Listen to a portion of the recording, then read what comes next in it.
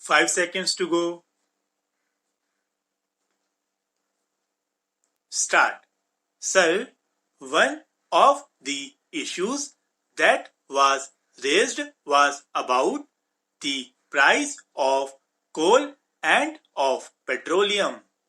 I must submit that the coal price has been recently raised because of the fact that we had to enter into the National Coal Agreement, which casts a burden on the exchequer to the tune of rupees 200 crores every year.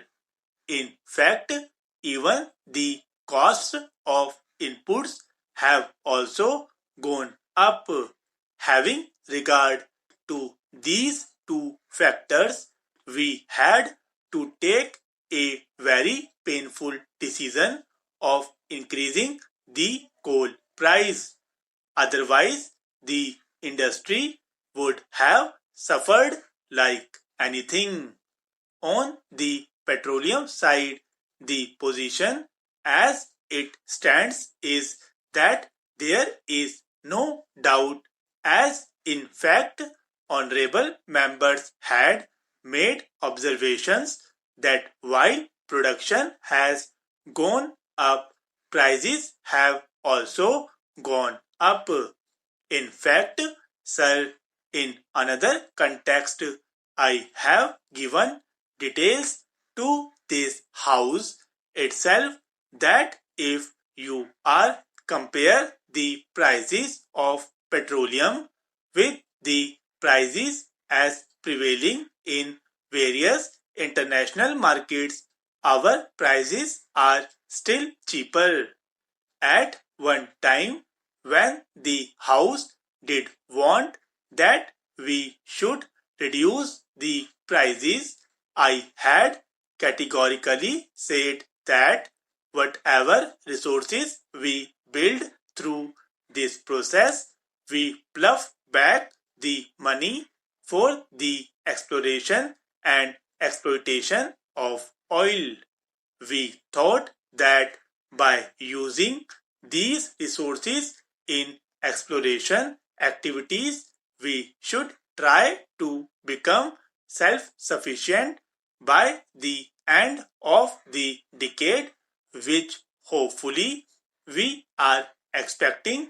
And if we are not going to be self-sufficient, we shall undoubtedly be in troubled waters, because we shall not be able to handle the economy in the proper perspective. Therefore, sometimes a little sufferance becomes absolutely necessary in order to have the long-term gains. It would be very easy to take certain populist approaches in these masters, but in the long run, the nation suffers. And it is precisely in this background that I would take this opportunity to urge to the various state governments and the electricity boards not to divert the money that have been allocated to the power sector, because in many a case I am finding that for sheer popularity, various state governments and electricity boards are trying to divert the money allocated for power, which would in the long run affect the economy of the state itself. I defend the rise to set the economy on rails.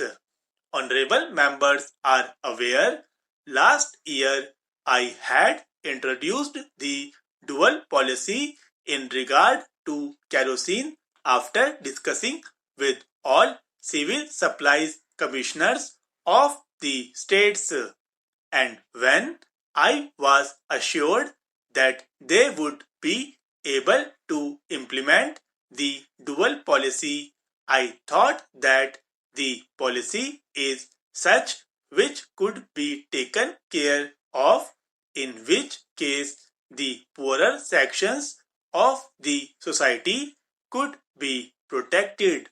But unfortunately, I found that the poorer sections were the first victims, as a result of which, within 1 month of the introduction of the dual policy, that scheme had to be withdrawn.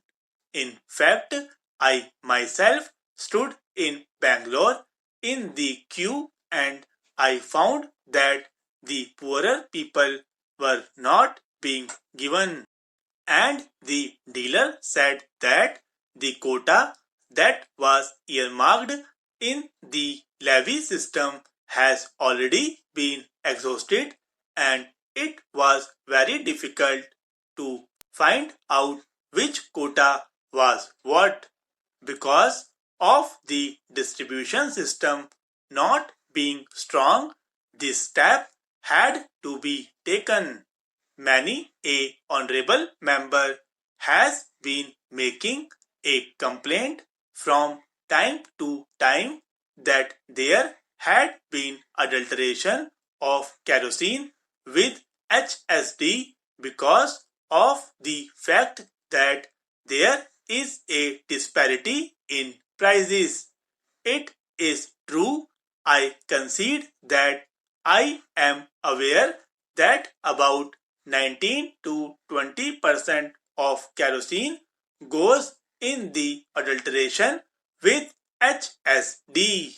I have been requesting the state government to take care of it, notwithstanding the fact that every quarter we go on increasing the allocation of kerosene to the states.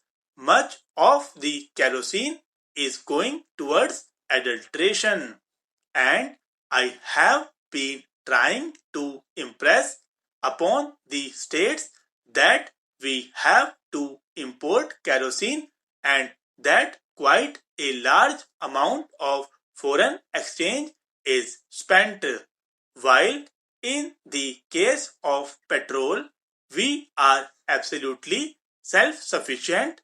In the case of kerosene we have got to import, and this I have been trying to impress that we cannot employ the price mechanism that often advocated, so that the adulteration of kerosene with HSD does not take place, because that would create more problems. The moment we increase the price of kerosene, it affects the ordinary man. Maybe some people had been trying to tell me that this is no argument at all. In fact, I found in the other house that some of the opposition members had been trying to put across to me this view. It is a question of policy which we are committed to. Whether one likes it or not, a policy decision has certain perspectives, and these perspectives we have sought to put forth for our all-round progress.